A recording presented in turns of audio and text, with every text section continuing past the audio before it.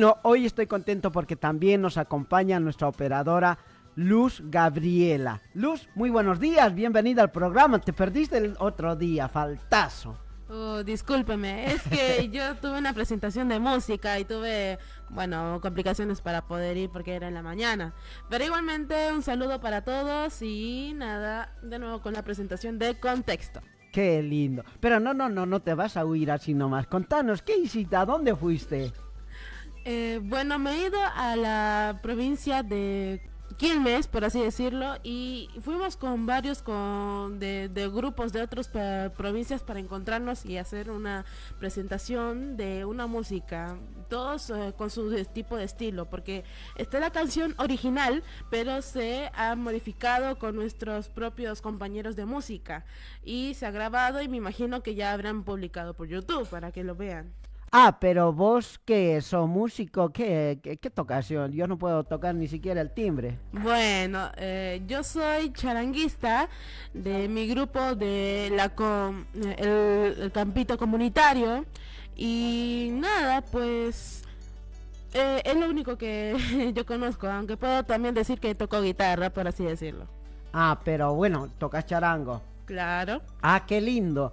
Yo recuerdo el 2023, a finales del 2020, durante la campaña, cuando estaba Alberto Fernández, hicieron un concierto de charanguistas, pero de todo el país, y nosotros nos habíamos convocado para ir ahí porque en Tecnópolis era eso.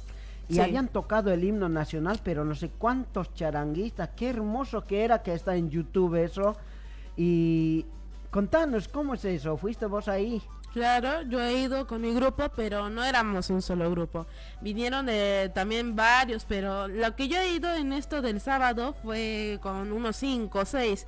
Pero el del Tecnópolis había sido como, no sé, 50 grupos, porque era un espacio grande, ¿me entendés? Y toda la sensación era muy increíble. Tipo, hay varias personas que tocan del mismo charango, otros ronroco, percusión, incluso había las flautas esas de metal, no me acuerdo, pero todo era increíble, incluso los de que eran chicos de canto. Tienen que ver el video, es hermoso. ¿Y cómo lo podríamos buscar? ¿Te ubicas? ¿Sabes cómo? Porque yo solo recuerdo que el himno nacional tocado por esa cantidad de personas era hermoso y bueno, me recuerdo. Entonces vos estás ahí en esas agrupaciones de escuela de qué sería? Escuela de... Es un grupo de lo que yo tengo, el campito comunitario. Ah, en tu barrio. Claro. ¿Y cualquiera puede ir ahí? Claro, es gratuito, solamente de infantiles a juveniles, normal. ¿Y si no tengo instrumento? Te prestan.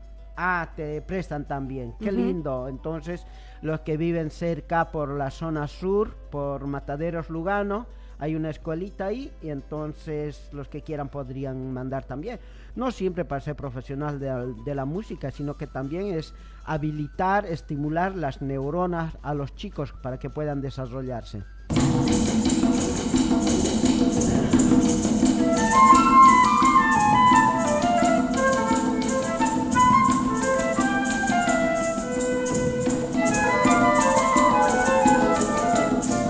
Por primera vez en la historia argentina, una orquesta que reúne a tantos chicos, a tantas chicas. Es un proyecto que tiene una cuestión social, de participación ciudadana, que es un proyecto educativo, que es un proyecto vinculado a la música. Tenía que suceder en Tecnópolis. Cuando me dijeron 2.500 chicos, me imaginaba una multitud, pero cuando llegué acá y lo vi, fue una cosa arrolladora. Todo el proceso que hubo para llegar a esta concreción, que implica que haya jóvenes, niños, niñas del Chaco, de Santa Cruz, de La Rioja, de Neuquén, fortaleciendo los lazos sociales, los lazos culturales. Ver a todos estos chicos haciendo historia hoy y haciendo su propia historia con la música, con un estado presente, defendiendo la cultura, para mí es una emoción enorme. Una de las cosas que más me emocionan es que los chicos pueden también socializar entre ellos, disfrutar, conocerse, compartir entre las distintas orquestas. A mi edad he pasado por un montón de experiencias y nunca en mi vida había pasado por una experiencia de tocar con tantos chicos juntos. Y también agradezco muchísimo de que el evento se llame La cultura de la sonrisa, por mi canción, es muy emotivo, muy emotivo.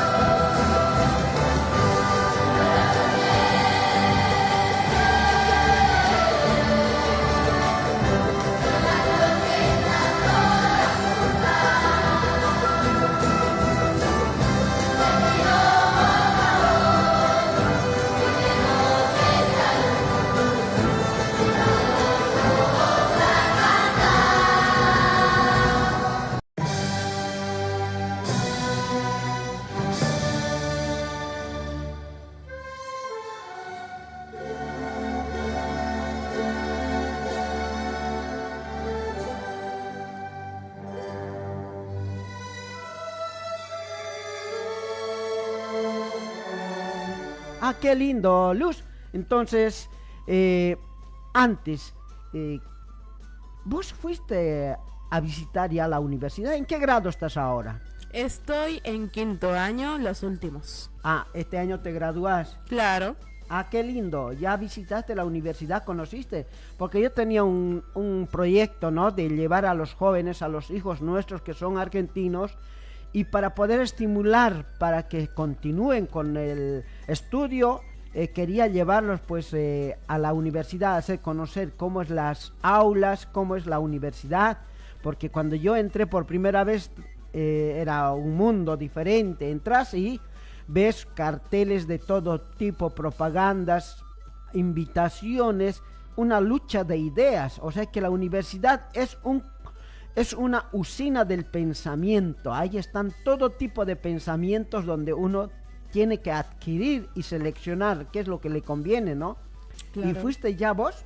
Sí, tipo ya fue hace unos tiempos, tipo por lo menos un mes de antes. Ajá. Me hicieron como hacer una semana de ir a la universidad, pero hicieron temáticas de un día vas a tener geografía, otro día vas a tener historia, filosofía, etcétera.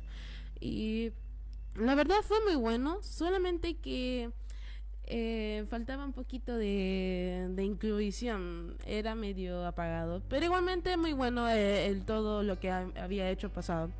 Igualmente en el último día hicieron como una nueva última clase y luego a todos participar y les dieron un diploma. Yo tengo mi diploma todavía. Ah, qué lindo. Claro, y nada, por mí estaría bien lo que tú dices, porque en la universidad que yo he ido había muchos pensamientos políticos, como Sí. también filosóficos, y la verdad yo estaba como, wow, qué bueno que estén empezando a pensar y a concientizarse, pero en ahí veo, los profesores me hablan y siento que van por una idea que no es la cual que va para los trabajadores, ya dirigiendo para otro lado, ¿me entendés? Eso es lo que pasa. A nosotros los de la clase trabajadora mandamos a la universidad para que nuestros hijos aprendan y que una vez aprendiendo trabajen para el pueblo. Claro. No, salen de la universidad, se gradúan, trabajan para el poder económico. Claro. Y entonces es increíble. Bueno, gracias por contarnos, Luz, tu experiencia en la universidad. Comencemos con el programa. Gracias.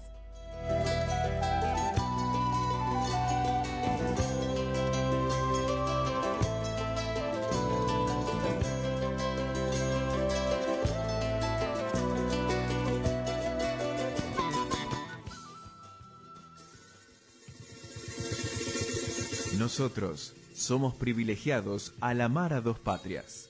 Bolivia, la que nos forjó como ciudadanos. Argentina, la que nos brindó oportunidad de desarrollarnos. Además, es la patria de nuestros hijos. Este es el segmento Estado Plurinacional de Bolivia. Ser tu bravura, ser la fuerza y juventud.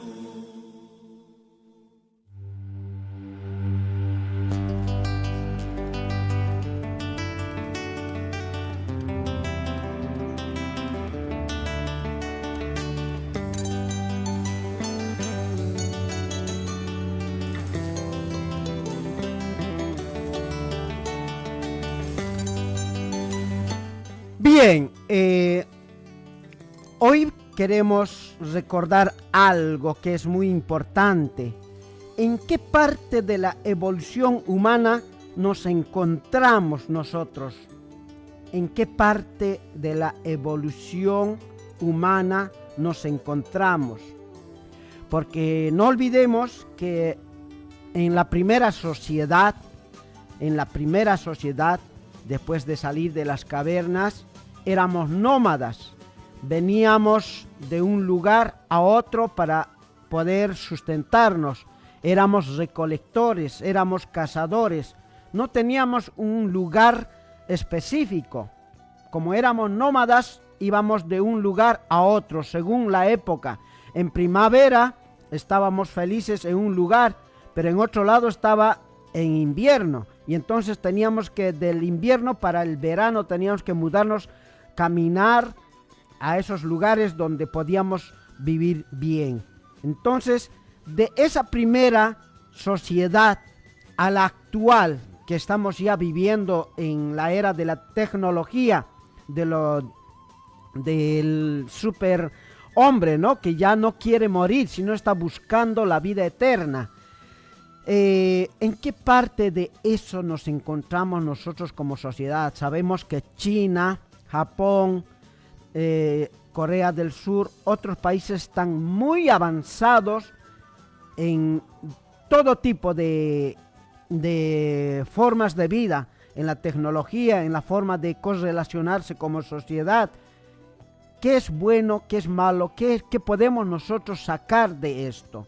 En eso vi un video que me llamó la atención y quería compartir con ustedes. Ese video ahí tiene datos, pero todo lo que nosotros consumimos tenemos que siempre dudar e investigar si ese video es verdad lo que está diciendo, si esos datos que da es verdad.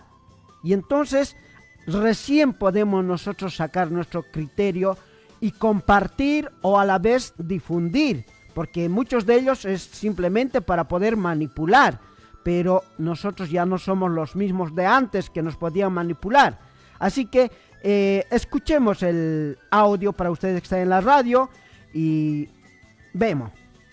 ¿Qué pasaría si te dijera que existe un país que ya realizó el experimento que el resto del mundo apenas está comenzando? Un país que persiguió el éxito con más intensidad que cualquier otro en la Tierra y que ahora está viviendo las consecuencias. Y lo que ocurrió allí debería preocuparnos a todos. Este es Corea del Sur, y no es una advertencia sobre ellos, es una advertencia sobre nosotros. Hace 60 años Corea del Sur era uno de los lugares más pobres del planeta, más pobre que gran parte de África. Un país devastado por la guerra, prácticamente sin nada. Entonces hizo algo que ninguna nación había logrado en tan poco tiempo. En el transcurso de una sola generación, se transformó en una superpotencia moderna y deslumbrante. Los teléfonos que llevas en el bolsillo, los autos que ves en las calles, la música que escuchas con tus audífonos. Hoy, el mundo entero compra lo que Corea produce. En apenas unas cuantas décadas, logró convertirse en líder mundial en ciencia, tecnología, educación, televisión, cine, música y deportes. Lo llamaron un milagro. Y realmente lo fue. Pero aquí viene la parte que casi nadie te cuenta. También tiene índices extremadamente altos de ansiedad, depresión y alcoholismo. Y además, encabeza las estadísticas mundiales de suicidio. En pocas palabras, para construir este milagro económico, Corea del Sur exigió a su gente más que casi cualquier otra sociedad en la historia de la humanidad. Y ahora, décadas después, finalmente ha llegado el momento de pagar la factura. Déjame mostrarte cómo se ve realmente esa presión. En Corea la infancia no es realmente una infancia. Los niños terminan una jornada completa de clases y luego van a una segunda escuela.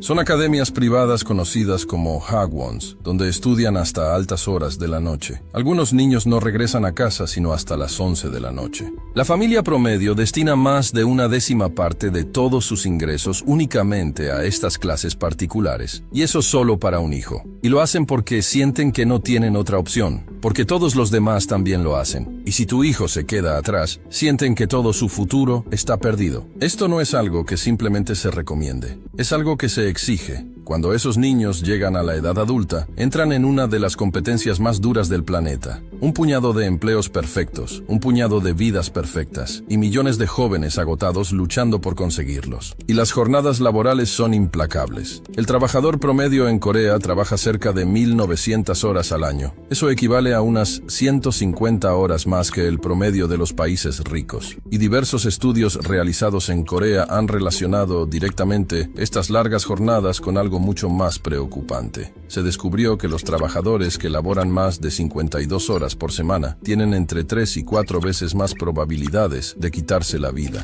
Y esa palabra no es una exageración. Corea del Sur tiene una de las tasas de suicidio más altas del mundo desarrollado, más del doble del promedio de otras naciones ricas. Y en 2025, el suicidio se convirtió en la principal causa de muerte entre los coreanos de 40 años, superando incluso al cáncer. Para las personas de 20 y 30 años, ya es la causa número 1 de muerte. Un país rico, avanzado y exitoso que, en silencio, está perdiendo a su propia gente debido a la presión de vivir en él. Ahora observa lo que ha sucedido. Los jóvenes vieron todo esto, los años interminables de estudio, la competencia sin fin, el agotamiento, y poco a poco, en silencio, comenzaron a abandonar la carrera por completo. Los jóvenes están dejando de participar en esa competencia. Ya no estudian, ya no buscan empleo, ni siquiera fingen intentarlo. El gobierno incluso tiene un nombre oficial para ellos, la generación del descanso, y su número acaba de alcanzar un máximo histórico. Pero no confundas esto con pereza. La mayoría estudió durante años, compitió por absolutamente todo, terminó completamente agotada y finalmente decidió que el premio simplemente no valía tanto sufrimiento.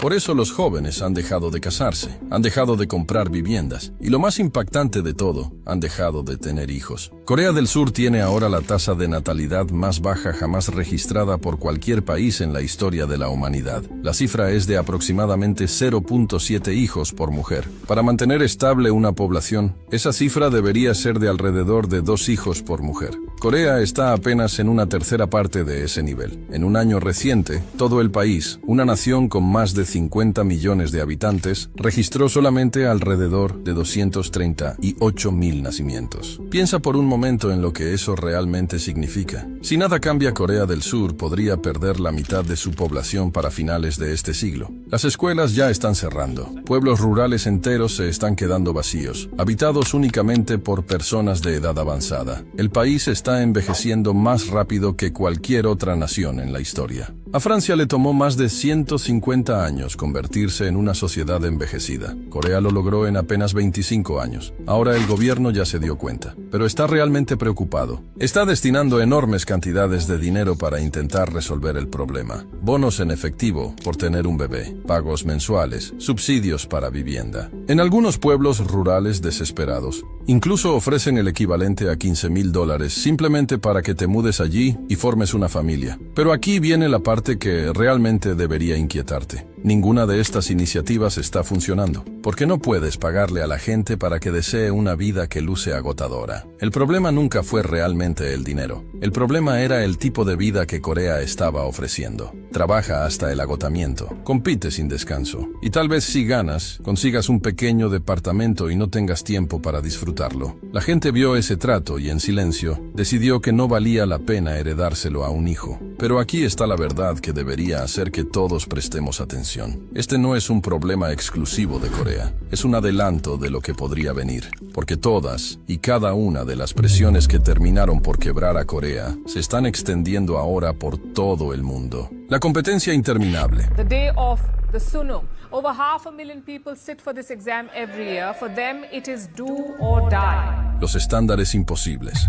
스트레스 관리를 제가 잘 못했다 보니까 신체적으로는 La sensación de que debes lograrlo todo solo para poder tener una vida común. Las pantallas que han reemplazado la amistad verdadera. El costo de vida que ha convertido formar una familia en un lujo que cada vez menos personas sienten que pueden permitirse. Corea simplemente llegó primero. Ellos realizaron el experimento a toda velocidad y ahora nosotros estamos viendo cómo se desarrollan los resultados en tiempo real. Las tasas de natalidad ya están cayendo en casi todas partes. Japón, Italia, España, China, incluso Estados Unidos y el Reino Unido avanzan en la misma dirección. Todos estamos recorriendo lentamente el mismo camino por el que Corea ya corrió a toda velocidad. Así que la verdadera pregunta nunca fue qué está mal con Corea del Sur. La verdadera pregunta es, ¿qué está mal con el tipo de vida que, silenciosamente, nos están diciendo que debemos desear? Una vida de trabajo constante, comparación constante, presión constante, y que, al final, ofrece menos felicidad de la que tuvieron nuestros abuelos con mucho menos. Corea del Sur construyó la versión más avanzada, más moderna y más exitosa del sueño que todos estamos persiguiendo. Y su propia gente, uno por uno, decidió en silencio que ese sueño no valía la pena vivirlo.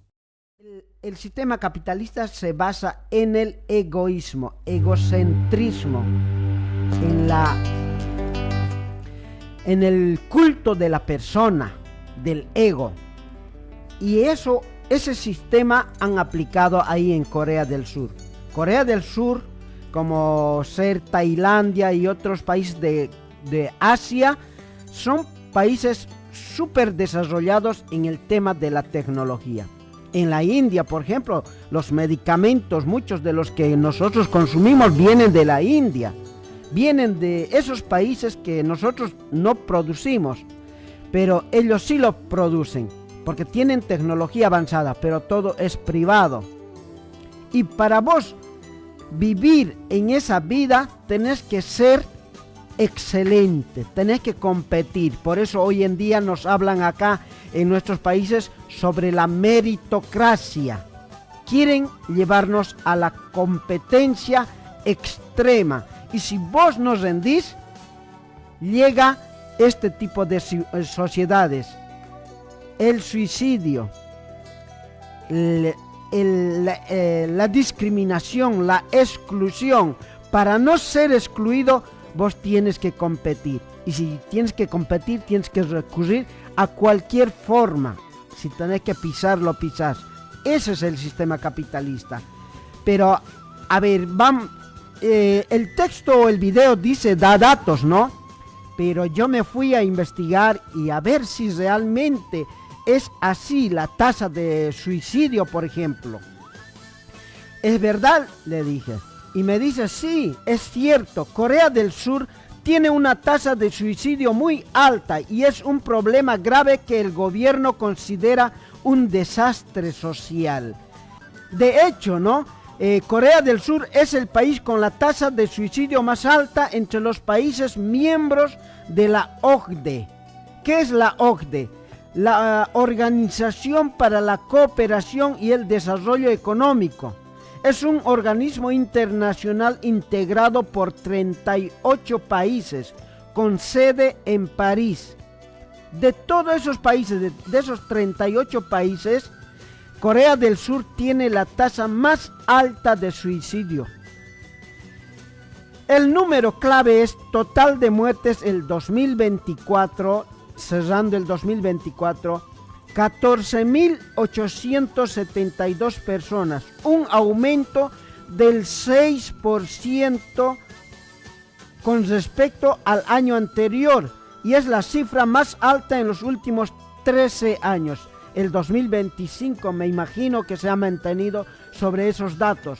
¿Por qué? Porque está tratando el gobierno de reducir ese número.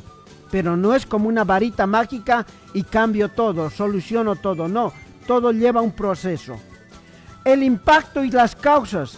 El autoatentado a la vida, por no pronunciar esa palabra del tema que estamos hablando, lo decimos autoatentado a la vida, es la primera causa de muerte entre los surcoreanos de 10 a 49 años.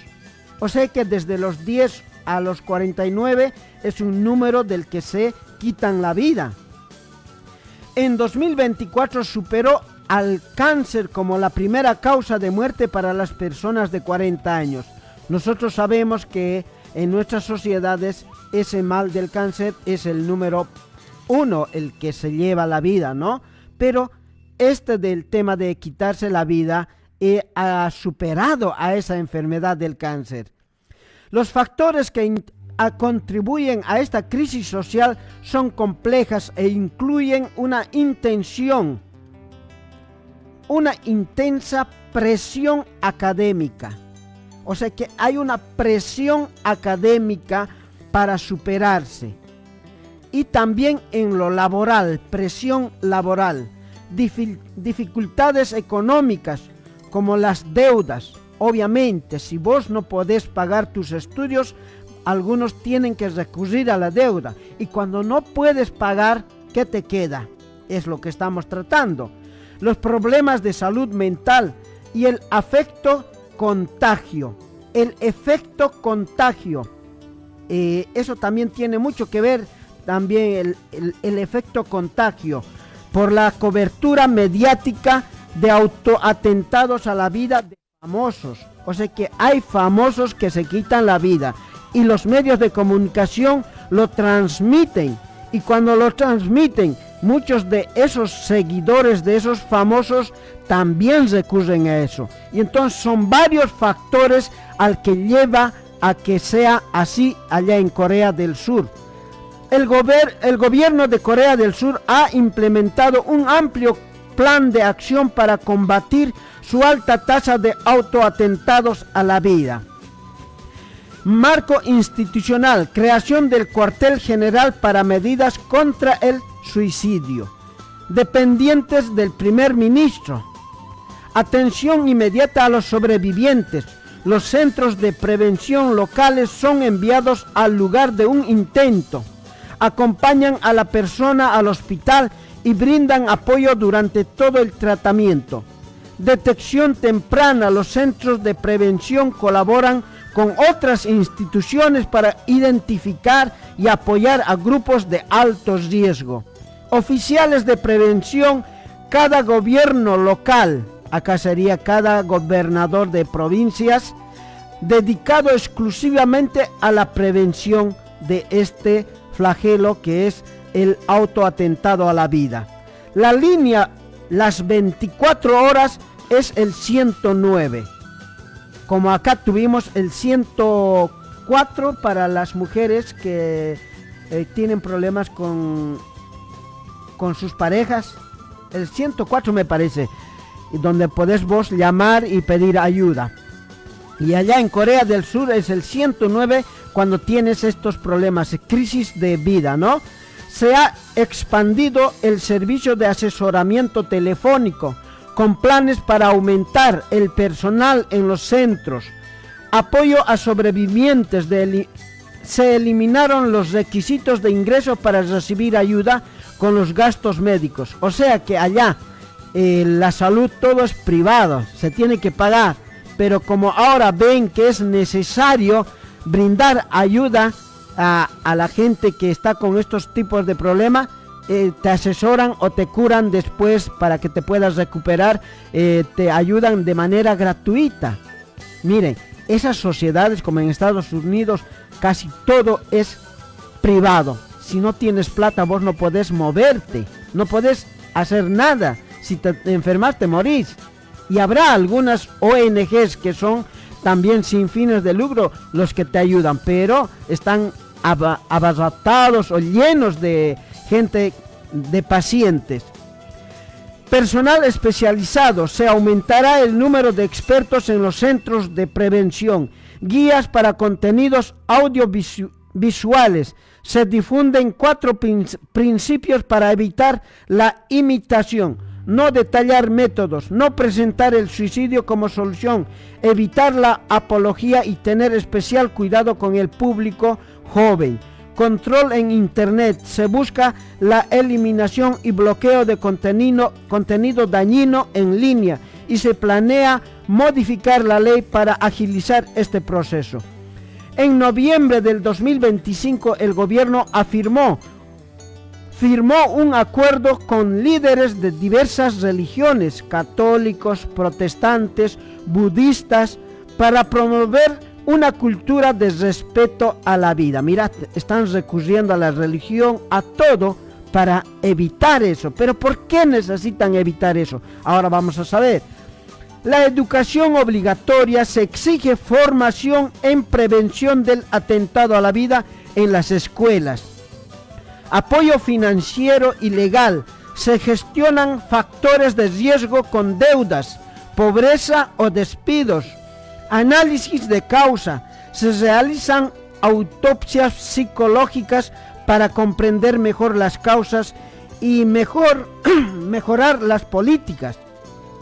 En resumen, el enfoque de Corea del Sur es integral y abarca desde la atención de crisis inmediata hasta la prevención a largo plazo. Están en ese trabajo ellos.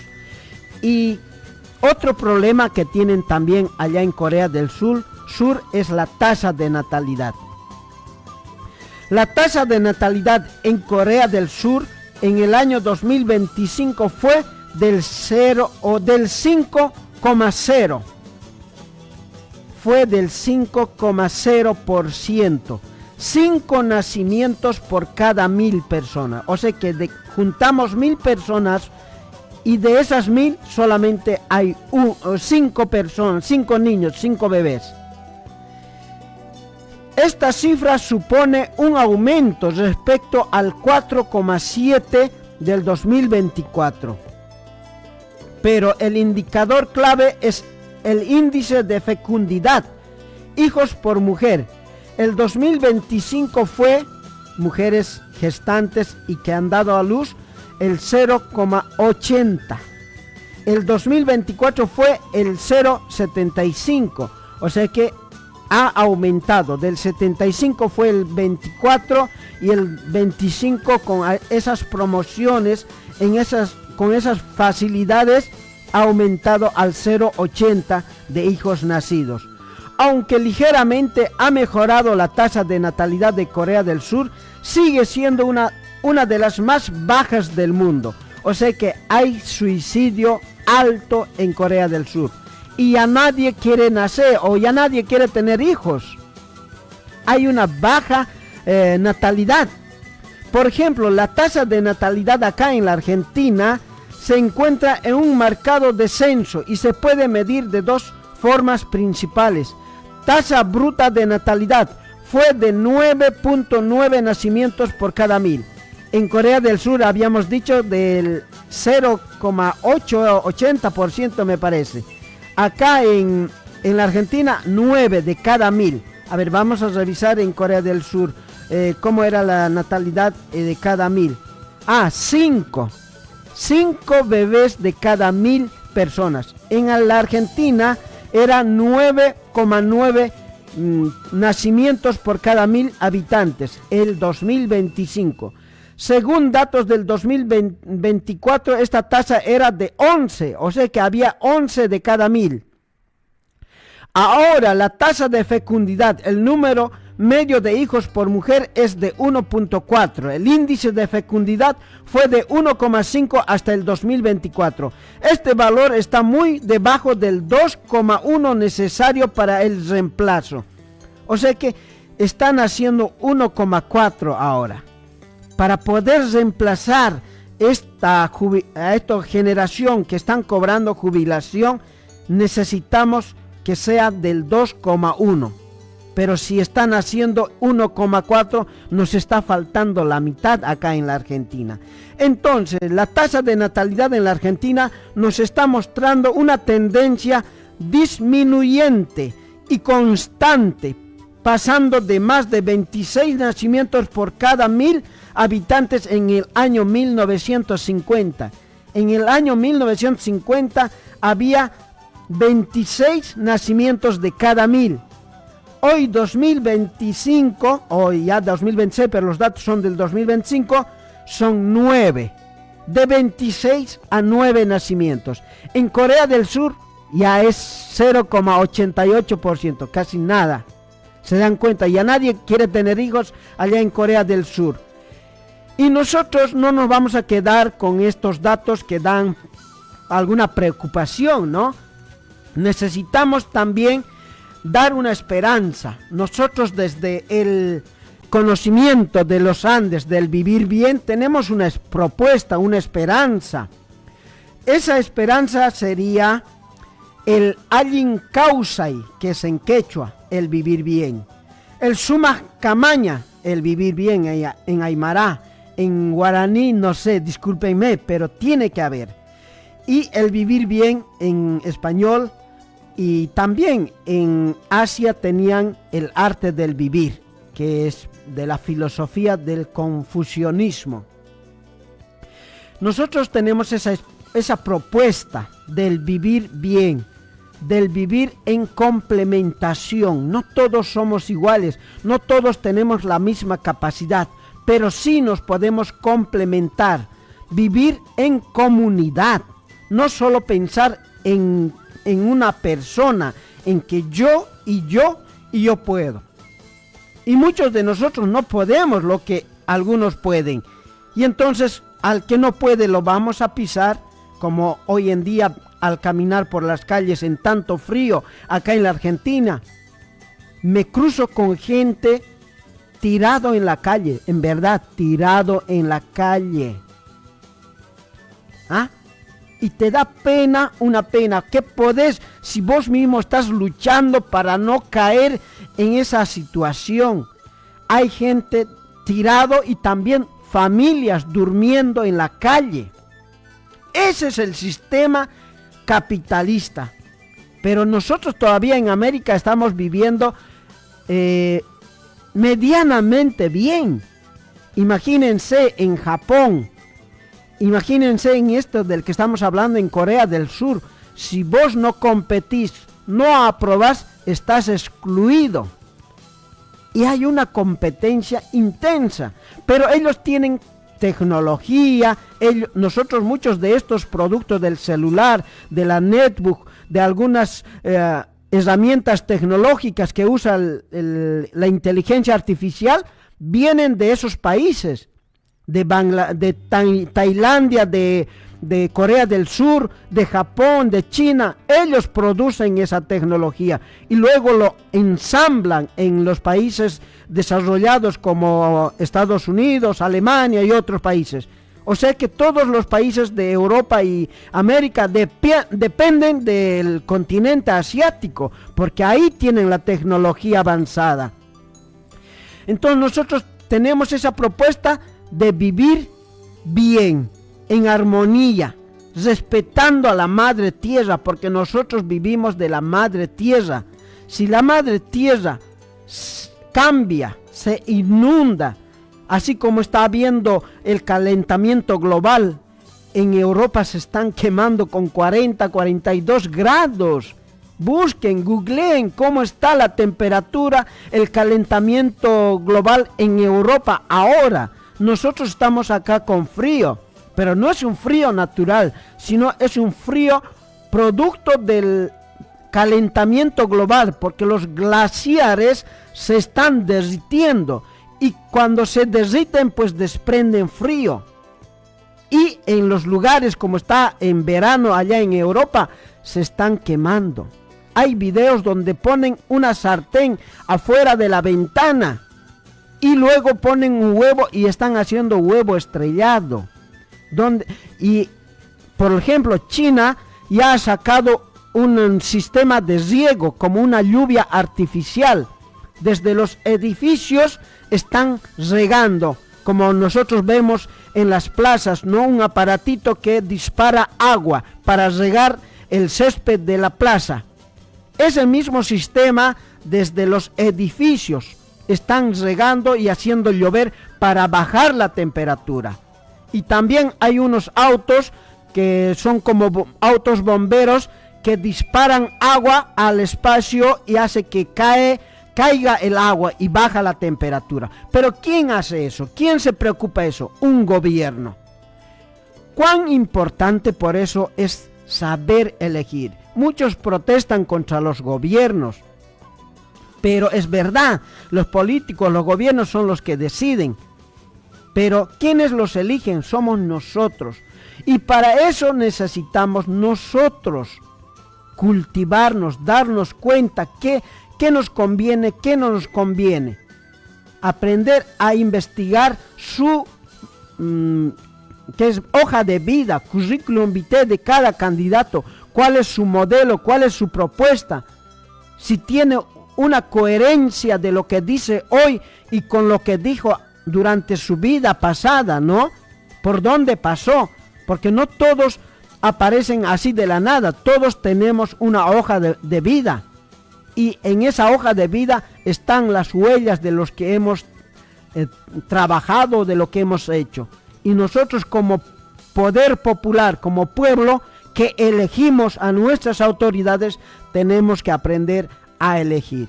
Entonces nuestra propuesta ante este modelo deshumanizador, ante este modelo explotador que es el sistema capitalista, pues tenemos el modelo del vivir bien, el sumas camaña, el allin causai. Podemos vivir todos felices, porque no necesitamos muchas cosas más que ser felices. Alimentación, un lugar donde producir nuestros alimentos, seguridad y que nos respetemos entre nosotros en solidaridad y complementación.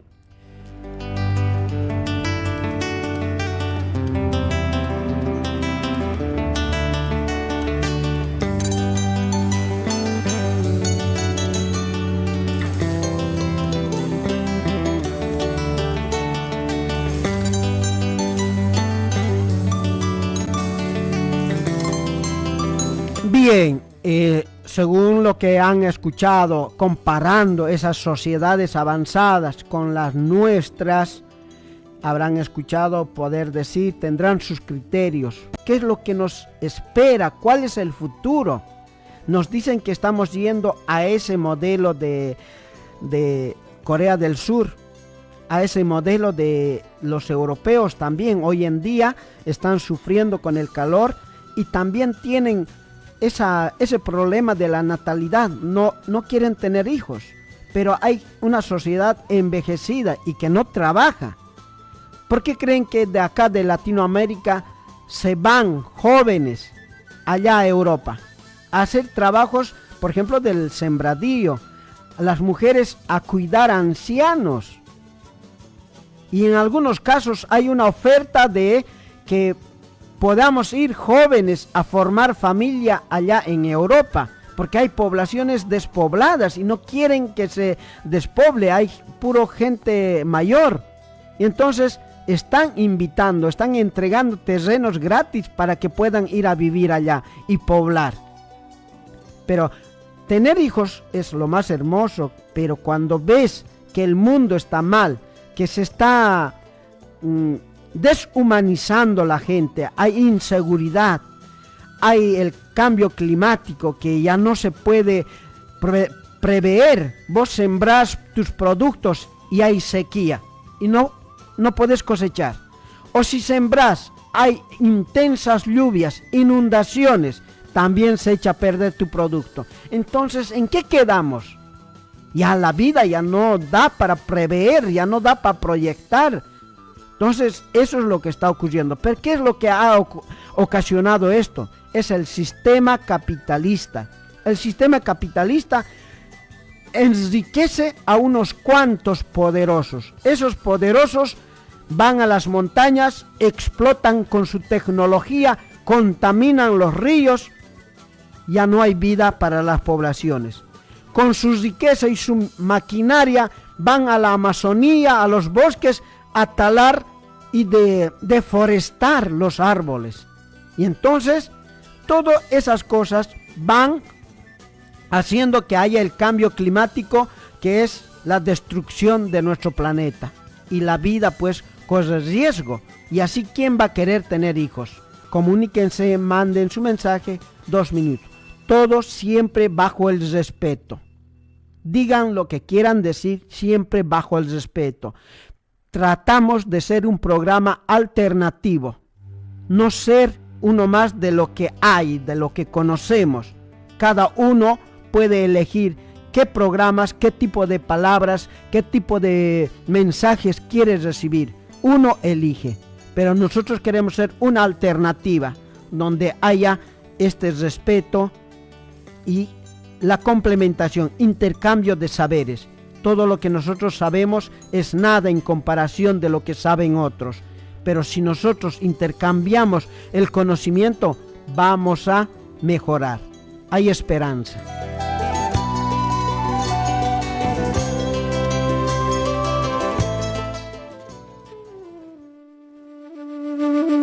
Todas nuestras acciones, por más mínimas que sean, influyen en nuestro entorno ambiental.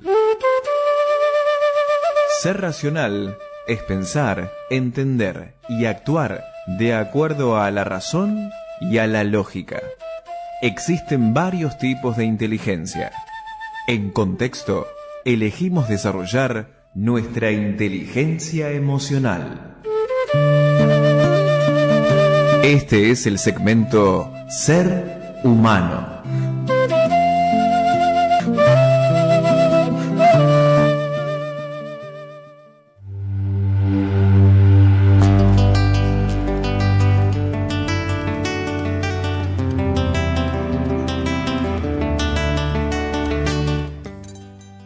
A ver, ¿qué año sería? En los años 80, finales de los 80, yo conocí Cochabamba. Yo nací en la frontera de Chile, Salinas. Después mis padres me trajeron a Chayapata, que pertenece a Oruro, pero es una provincia, Chayapata.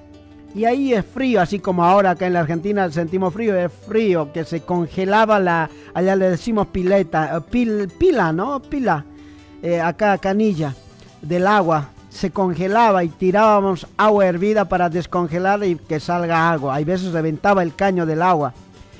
Y de cuando tendría 12, 13 años me fui a Cochabamba de vacaciones, porque ahí se había ido mi hermana mayor, que se llama Betty. Un abrazo fuerte y saludos. Y esa mi hermana vivía con mi cuñado en Cochabamba y yo iba. Y mis hermanos también, cada vez que podían íbamos a visitar y conocimos Cochabamba. Y cuando yo llegué a Cochabamba, ¿saben cómo era? Era como llegar a una carpa solar.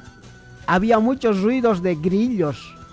Y era pues hermoso Cochabamba, calientito, húmedo. Esas veces cuando hacía calor, el agua también era caliente, no se podía tomar, era caliente. Esa época de los 80, a principios de los 90. Y recuerdo que de Cochabamba para ir a Quillacollo, es el primer kilómetro pasando el puente Rocha. Los que conocen Cochabamba hablo, y los que no, imagínense. Al salir de Cochabamba para el lado de Quillacollo hay un puente que divide, ¿no? El puente Rocha. Pasando eso es el primer kilómetro, el segundo, y Quillacollo creo que está a los 13, 14 kilómetros. Y todos esos kilómetros era campo abierto, había sembradíos de choclo, había árboles frutales de membrillo, había pera, durazno, manzanales. Todo ese kilometraje de Cochabamba para Quillacollo era terrenos sembradíos, hermoso, era un paraíso. Y también los que conocen la avenida Ayacucho y la avenida Aroma, esa esquina donde la terminal de buses, en esa esquina había no es un charco, una lagunita. Y ahí nosotros íbamos a pescar, no eran peces grandes, habían pececitos pequeños. Y había una laguna de agua. Hoy en día ya no existe eso de bajando la Coronilla, ¿no? De la Ayacucho y la Aroma. Y también cuando se salía alguna vez, con mi cuñado íbamos a vender a Quillacollo, sacaba, no sé si recuerdan los mayores de 40 años, había un champú así en cadenita, que eran champú Motacú, y se vendía por docena, y nosotros comprábamos por cajas con mi cuñado, e íbamos a vender ahí a las ferias de Quillacollo, de Sacaba, cortando por docena. Y había también un colectivo ENTA, no sé si recuerdan ustedes, que era del estado, de la provincia. Y como creo que también en La Paz o en el Alto tienen el Puma Catari, que también es del Estado, no es privado. Y no sé si también existe ese Puma Catari, pero esa época de los 90, a principios de los 90 había ENTA, y que en eso viajábamos, era lindo. Eso era Cochabamba. Cuando ibas a la provincia entrabas a comer chicharrón, y es una población rústica con mesitas, habían patos, gallinas en ese lugar mientras vos comías en una mesa de madera rústica.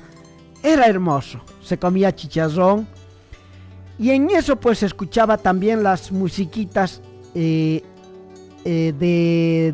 folclore cochabambino, ¿no? Antes de eso, ¿sabes? De escuchar esa musiquita, les quiero presentar a alguien, a doña Encarna. ¿Saben quién es doña Encarna? Una señora muy conocida de allá de la población de Cochabamba. Encarnación Lasarte Zurita, nacida el 27 de marzo de 1938, después de la Segunda Guerra Mundial, o la Segunda Guerra del Chaco. El 35 termina la Guerra del Chaco y ella nació el 38. Es una cantante y compositora boliviana, reconocida como la primera mujer quechua boliviana en grabar música tradicional. Y también para grabar de esa época de los 60, los primeros discos, las primeras empresas de grabación de discos era pues los de Lauro y compañía. Nuestro recuerdo y nuestro agradecimiento a don Laureano Rojas, quien tuve el honor de conocer, y mi gratitud por divulgar este tipo de músicas, porque habían otras disqueras, Discolandia, por ejemplo, no querían grabar la música autóctona, este tipo de música propia de Bolivia. Querían grabar otro tipo de músicas. Y entonces don Laureano promocionaba este tipo de músicas nativas de la región y de Bolivia. Por eso nuestro reconocimiento, gratitud a don Laureano Rojas, que en paz descanse, ¿no? Y a su familia que todavía está en Cochabamba con el Canal 2, me imagino. Nuestro agradecimiento y nuestro abrazo. Y entonces ella grabó en esa disquera Lauro, ¿no? Nació en la comunidad de Sunchupampa, doña Encarnación, en la provincia de Germán Jordán, Cochabamba. Es conocida popularmente como Encarna Lasarte o Mamá Encarna. También le dicen Doña Encarna o la Cholita Cliseña, quien, hablando de Clisa, la chicha de Clisa, que nadie puede superar esa chicha. Si hay que ir a Cochabamba, hay que ir a Clisa, hay que ir a Sacaba, al Valle Alto, esas provincias, a comer chicharrón y a tomar guarapo, garapiña, chicha. Cochabamba es hermoso, obviamente, comer las cosas que hay ahí, escabeches. Su trayectoria de doña Encarna es pionera del movimiento artístico rural. En 1963 comenzó a grabar la música tradicional del Valle cochabambino, coplas, carnavales de Todos los Santos también, abriendo camino a artistas del ámbito rural que antes no tenían acceso a la grabación. Es considerada una de las copleras más admiradas del Valle Alto de Cochabamba y es un patrimonio nacional. En 2023 se presentó su libro biográfico. Encarnación Lasarte Zurita, conocido como Mamá Encarna o Cholita Cliseña, viene de una familia muy humilde y se van a identificar con esto, que muchos ignoran cuál ha sido la vida de sus abuelos. Ustedes no saben cómo han vivido sus abuelos, sus padres probablemente, pero mira, ella es hija de don Emeterio Lasarte y María Zurita, una pareja que fueron pongos. ¿Qué significa pongos? O colonos de un terrateniente. En Cochabamba, ¿sabes? Uno de los varones del estaño, don Jorchil Aramaño, Patiño, Simón y Patiño. En Cochabamba tenía terrenos inmensos. Su hacienda, dentro de su hacienda habían este tipo de gente, pongos o colonos. Sus papás de doña Encarnación eran pongos de un terrateniente. Estuvo casada con Ángel Ochoa y tuvo 3 hijos, Teresa, Hortensia y Pedro. Su infancia y juventud estuvieron marcadas por las difíciles circunstancias político-sociales de la época. Claro, los años 60, 70, la época de las dictaduras, no había estabilidad, no podían ni siquiera votar, aunque había ya el derecho del voto, pero con la inestabilidad. Y ella estaba en esa época de la juventud. Su talento fue descubierto por casualidad mientras cantaba en la víspera de fiesta de Santa Vera Cruz.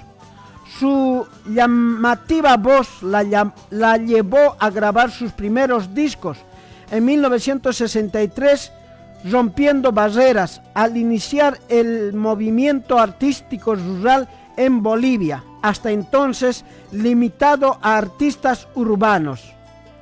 Encarnación Lasarte Zurita, ensayo biográfico 2023, reconocida por la UMS, la Universidad Mayor de San Simón, en el 2022.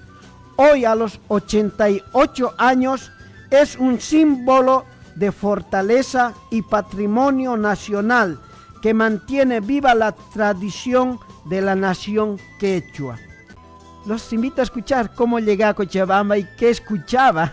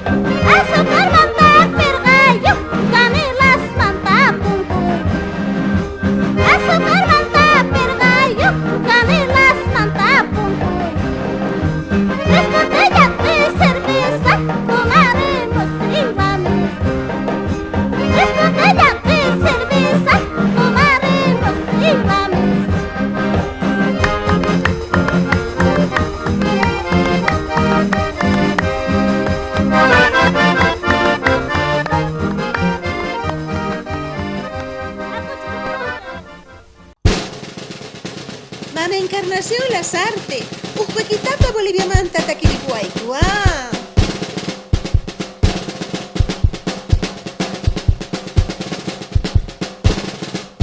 Vamos sacando pañuelitos, y ahí se va la primera.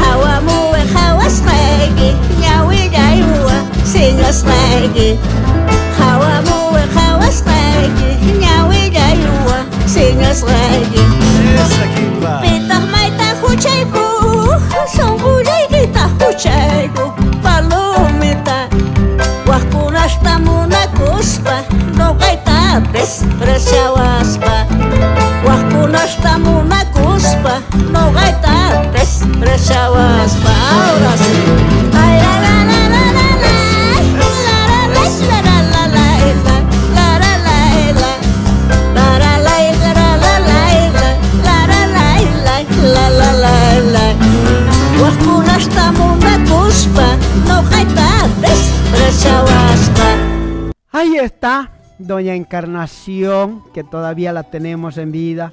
Bueno, pues eso es Cochabamba. Ella es una de las precursoras. Nuestro agradecimiento otra vez a don Laureano Rojas de Discos Lauro, que grababa este tipo de músicas, que estaba prohibido en otras disqueras como Discolandia, no querían grabar, pero Laureano sí. Encima hacía pues concurso de este tipo de músicas propias de Bolivia, concurso que, ¿cómo se llamaba?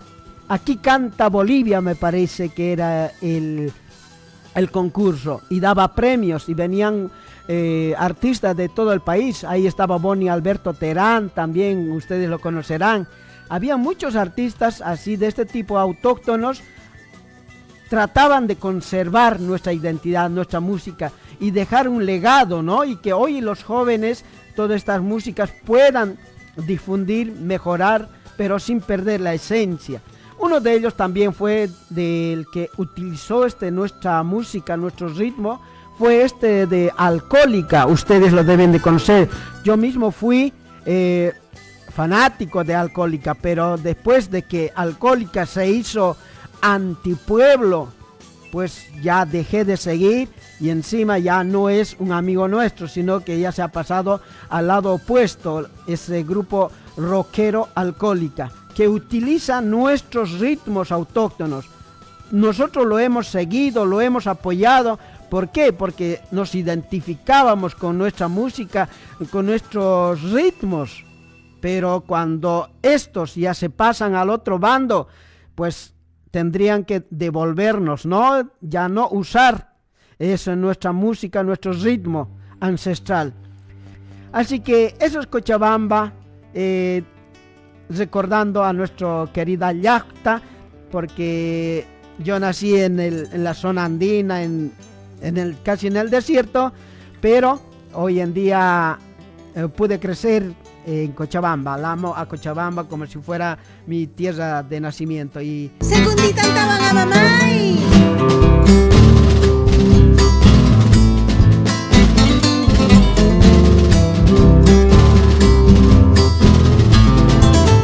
Suricuna cachunca y cuequitata.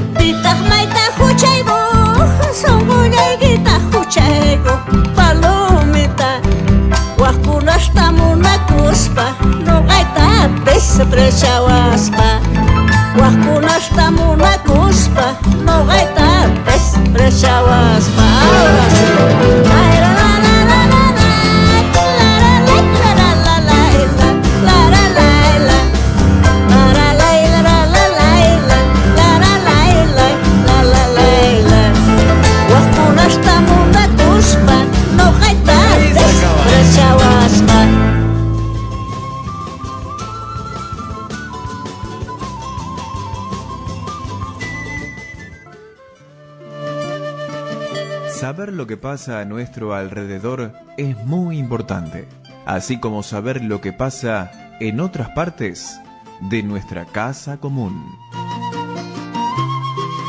Este es el segmento Internacionales.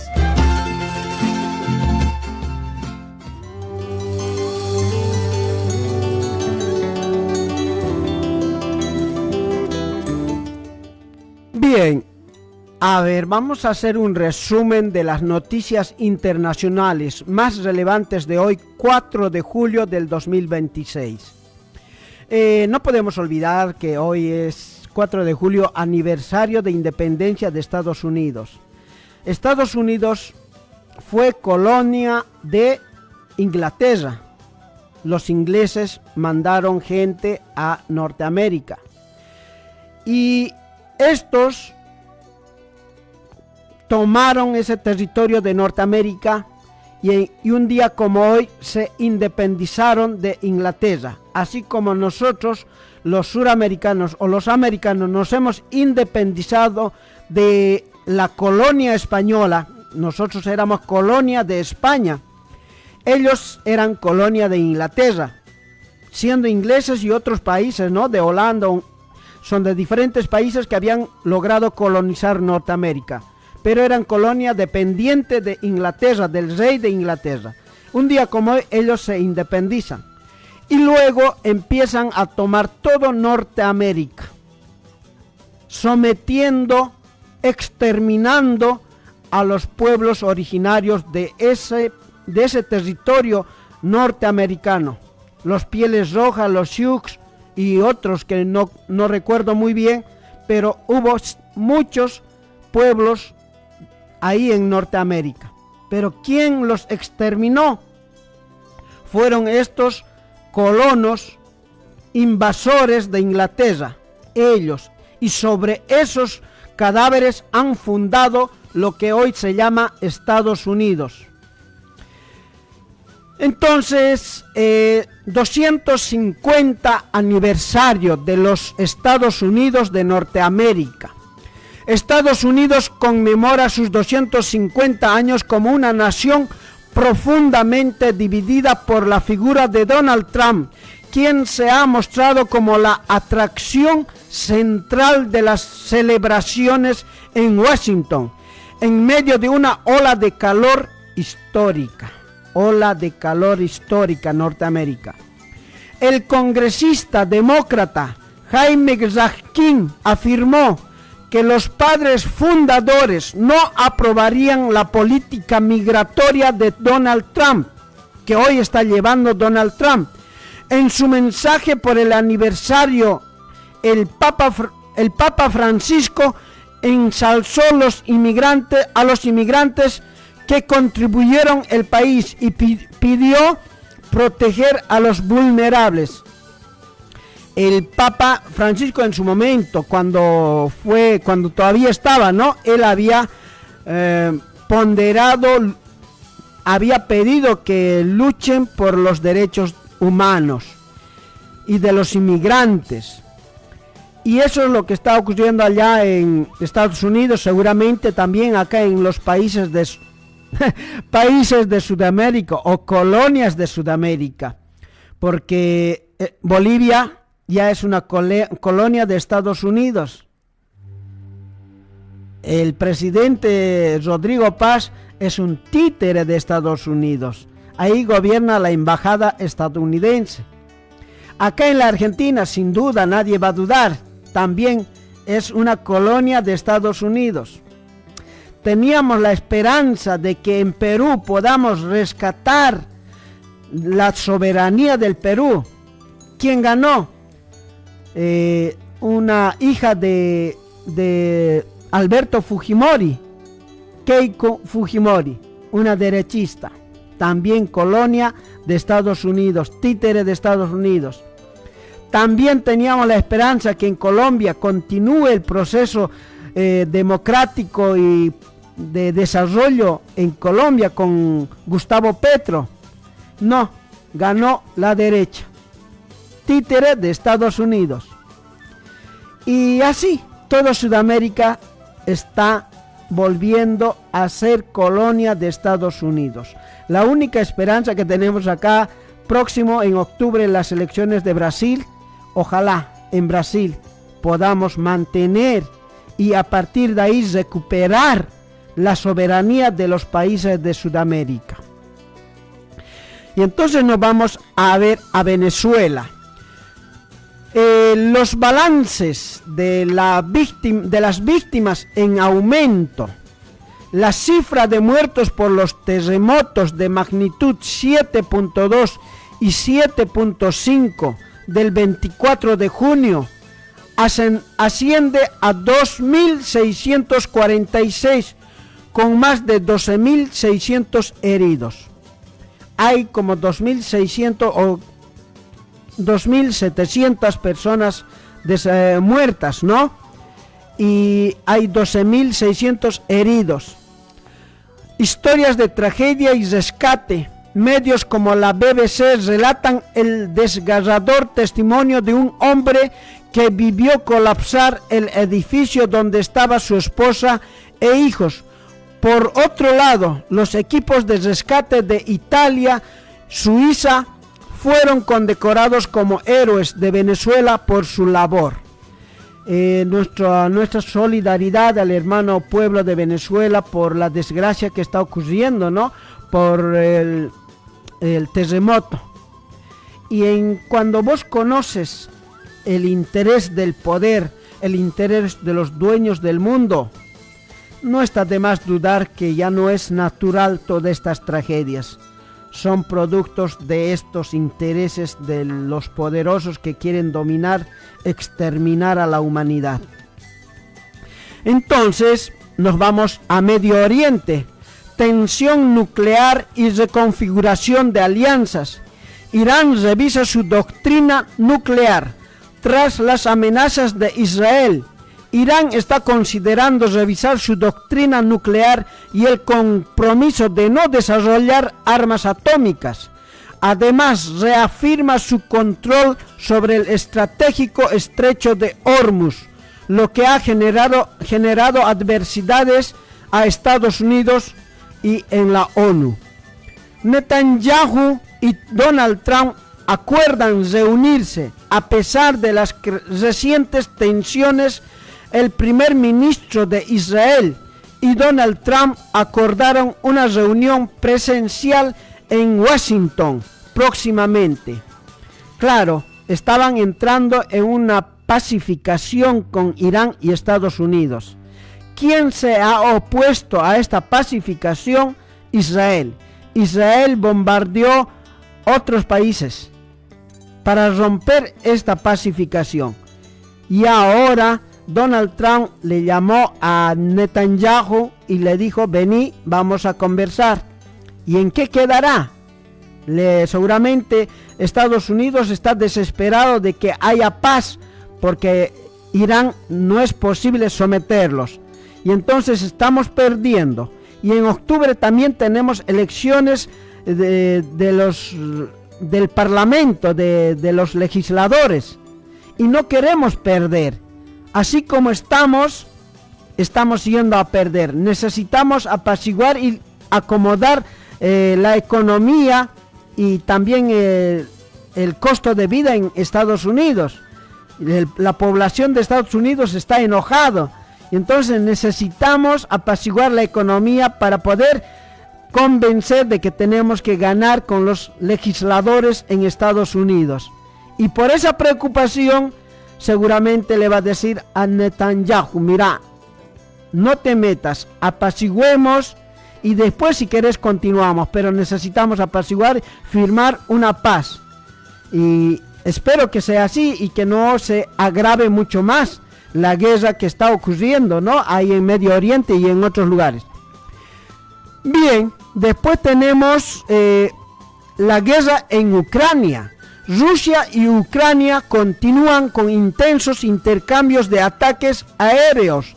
En el terreno, las tropas rusas han tomado el control total de la ciudad estratégica de Konstantinovka.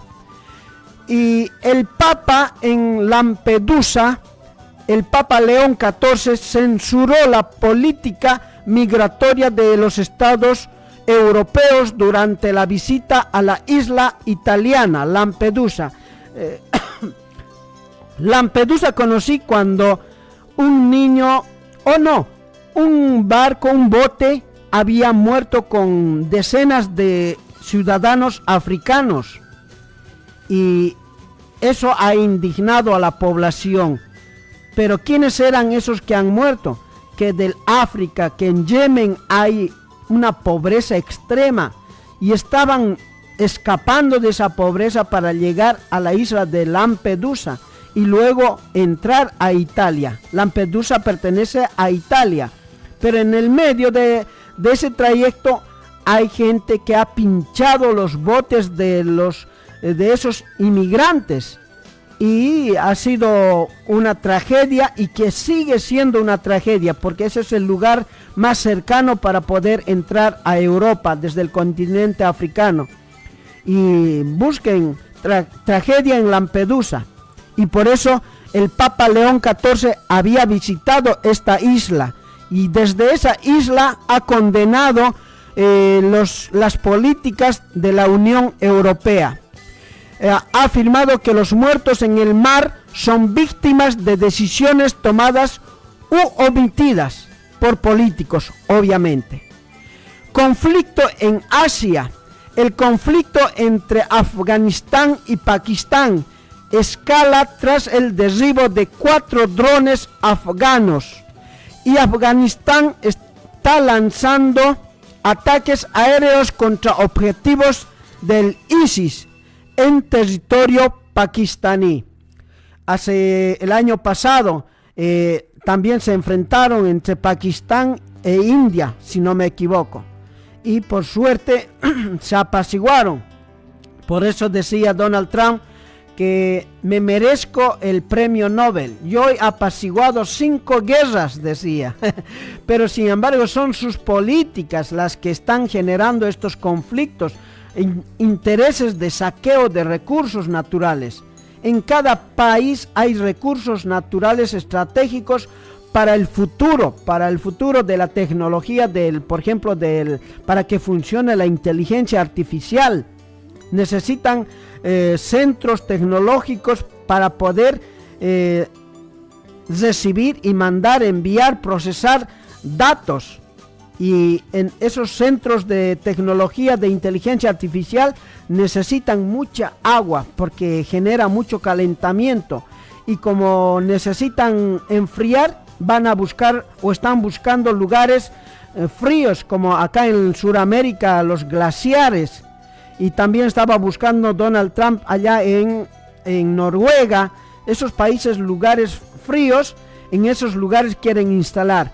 Pero no solamente Estados Unidos, también estará pensando China, India, las demás potencias, donde poder instalar este tipo de tecnología y poder también ganar en el terreno de la tecnología, ¿no?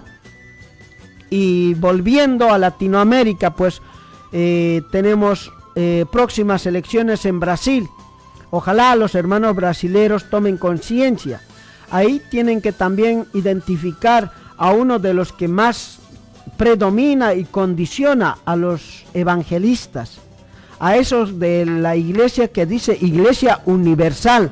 Ahí hay mucho dominio en Brasil.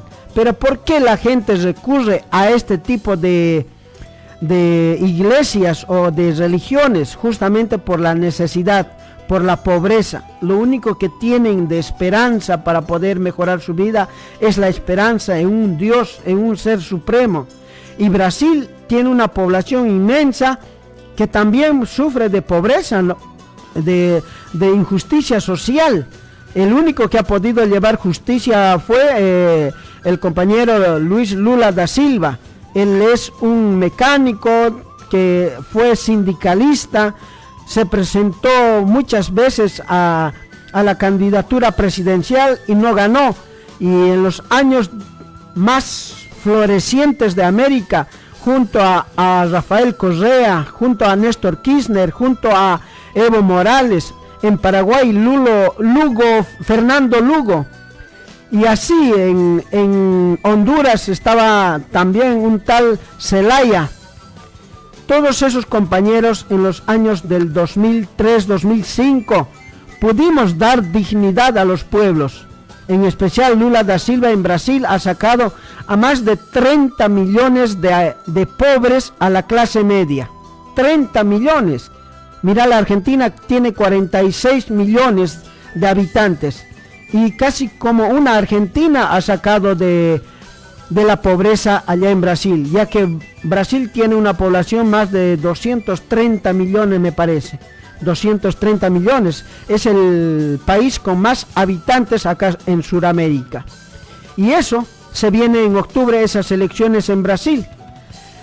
Y bueno, estamos en eso en Perú, lamentablemente. Ojalá la gente siga luchando para poder resistir estos 5 años o 4 años y después en las próximas elecciones tomar. Lo único bueno de esto, ¿saben qué es?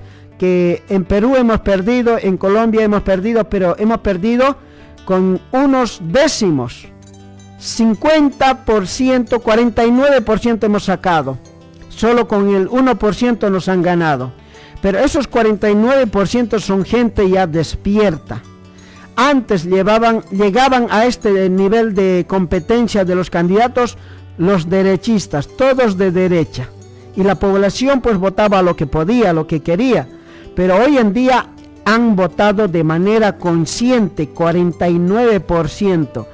49% despiertos. Eso no es nada malo, es algo positivo, de los que nosotros habíamos sido siempre dormidos o mínimo los despiertos, el 10-20% los que hemos despertado, y por eso nos ganaban, pero ahora ya hemos despertado a un 49% o 40% por lo menos.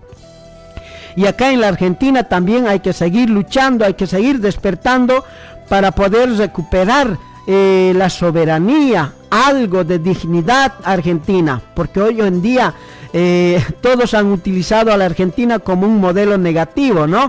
Pero aún así muchos han ganado, pero no importa, no, la batalla, podemos perder una batalla, pero no la guerra. La guerra continúa, la confrontación del poder económico contra el trabajo, contra el poder popular. Esos dos poderes es una lucha eterna de opresores y oprimidos. Nos podrán ganar, pero también tenemos la opción de poder ganar en las próximas elecciones de manera democrática, porque ellos lo único que hacen es recurrir al fraude o a las armas, como ha ocurrido allá en Bolivia el 2019. La única manera de poder sacar a Evo Morales ha sido con las armas. Las Fuerzas Armadas le pidió: señor Evo Morales, le sugerimos renunciar. Las Fuerzas Armadas, la policía, ¿qué le dijeron? Se han amotinado, no han salido. Y entonces el gobierno quedó solo, pero porque nosotros podíamos haber salido a defender, pero él prefirió no, porque nos tendríamos que haber enfrentado a la policía y a los militares. Y Evo ha dicho: no voy a derramar ni una gota de sangre, prefiero renunciar y que el pueblo viva feliz. Y entonces ha renunciado, pero hoy en día democráticamente no se está pudiendo ganar. En Bolivia este gobierno de Rodrigo Paz no ha ganado de manera democrática, sino de manera tramposa, porque han excluido, proscrito al candidato de Evo Morales. Si esa corte electoral y los jueces, el gobierno de Lucho Arce traidor, hubieran permitido que se presenten los candidatos que quieran, pues el pueblo en las urnas hubiera elegido. Ya no más usted, señor Evo Morales, basta, ya no queremos por usted. Hubieran votado en contra, pero como ellos sabían que Evo Morales iba a ganar, pues lamentablemente lo proscribieron, lo anularon y solo permitieron participar a los candidatos de derecha, todos de derecha. Y Rodrigo Paz, ¿cuánto había sacado en la primera elección? El voto nulo le ganó. Entonces, con ese número de votos, él hoy es presidente. Imagínense, democracia, no sé qué tipo de democracia será eso, ¿no? Cuando vos proscribes a los candidatos. Solo vos te presentás y, claro, obvio que vas a ganar solo vos. Digo vos cuando son ustedes lo mismo. Cualquiera que entre, Tuto o Rodrigo Paz, hubiera sido lo mismo. Y también para la elección de las gobernaciones en las subnacionales, en La Paz, el gobernador Luis Revilla sacó, no sé, creo que salió en el 3er puesto. Y con ese voto con el tercer puesto hoy está puesto por Rodrigo Paz, y los jueces electorales está puesto como gobernador. Imagínense, existe democracia en Bolivia. Hoy Bolivia está viviendo un estado de sitio. Un estado de sitio por 90 días ha decretado el gobierno. O sea que Bolivia está militarizado, está controlado, supervisado por los militares. Está siendo asediado el trópico de Cochabamba, donde está nuestro hermano Evo Morales. Le están cortando la luz, la electricidad, le cortan la señal de internet, le cortaron el banco. No pueden hacer transacciones bancarias, los bancos se han cortado allá en el trópico. Están acosando y asediando. Y también hay militares persiguiendo a Evo Morales. Están asediándolo, disfrazados de civiles, de todo tipo. Entonces, el plan es, en estos 90 días, no sé si sacarlo o tal vez hacer lo que han intentado en octubre del 2025. Intentaron matarlo a Evo Morales con militares, con balas, han destrozado sus autos. Y ahora, la intención es esa, quitarle la vida o deportarlo a Estados Unidos, encarcelarlo. Están buscando también por medio de la justicia causas, motivos para poder encarcelar a Evo Morales, porque Evo Morales es la voz del pueblo, y como es el único que puede defender, es el único abogado del pueblo, entonces al abogado hay que sacar del paso. Y sin el pueblo o sin el abogado del pueblo no es nada, porque a partir de ahí van a sacar los recursos. El único recurso rico que teníamos es litio y las tierras raras que tenemos. Y después ya el agua dulce, no sé qué más, ya Bolivia quedaría como África. ¿Cómo está África ahora? África no tiene nada, tiene riqueza, pero está sometido y empobrecido. Por eso hoy en día vemos en nuestros barrios, en Bolivia, en Brasil, acá en Argentina, gente del África. Muchos de ellos sufriendo y algunos han logrado progresar, por suerte. Estamos en Bolivia, estamos volviendo a ser Haití. ¿Cómo está Haití? Un país fallido.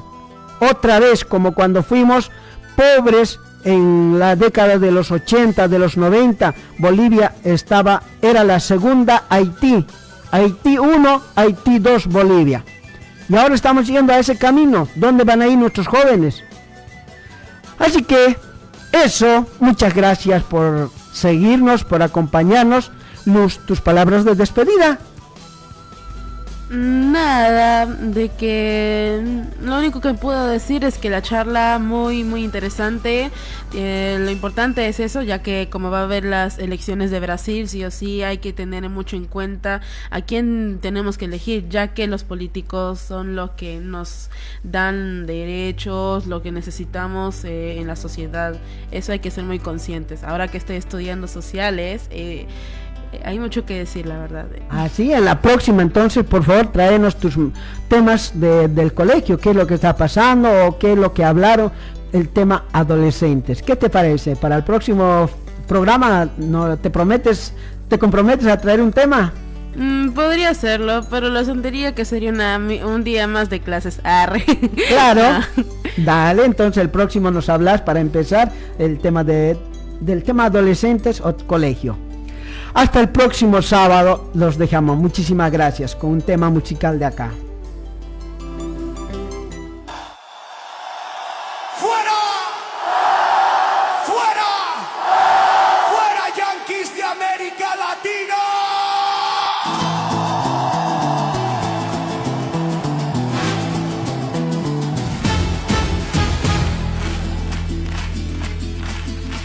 Llegaron con promesas y banderas de libertad, dejaron sangre, deuda y una falsa paz. Hablan de democracia desde un trono de acero, pero nuestras calles conocen su verdadero imperio. Robaron tierras, nombres, sueños y pan, con dictadores firmaron la seguridad. Desde el norte mandan órdenes al sur. pero este pueblo ya perdió el miedo y alzó la luz. No somos patio trasero, no somos colonia más. La historia se escribe en fuego y hoy la vamos a cambiar. ¡Fuera yanquis de América Latina! Esta tierra no se vende, se camina. ¡Fuera yanquis de América Latina! Nuestra voz no se silencia ni se inclina. ¡Fuera! América Latina no se domina. América Latina no se domina.